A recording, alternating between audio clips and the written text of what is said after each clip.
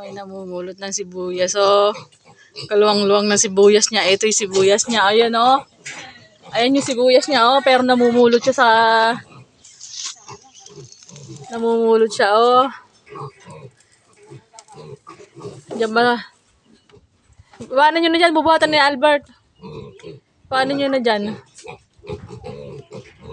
Ayan si Berto. Nagpakain ng anak niya. Meron siyang anak, 4. Panglima yung anak mo doon sa likod. Ayun o. Nakalabas. Ano? Balik dito sa loob.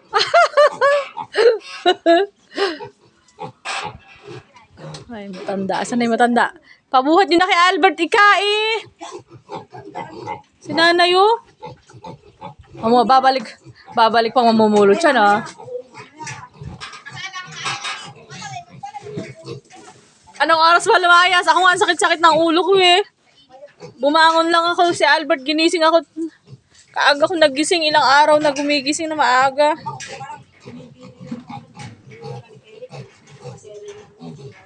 Ang dami yung nalalaki ng sibuyas. Nanin yung classmate yan. Ito. Ito naman yung Hijewell. Halubang ng Hijewell. Ayan. Oo, nakalimutan ko iwanan. Asan na ba tayo nakaduyan naman na isa yun?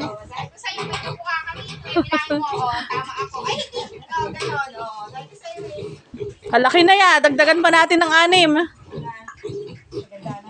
Dagdagan pa natin. Oh, naka-live kayo. Huwag kayong magulo. Huwag mamarites.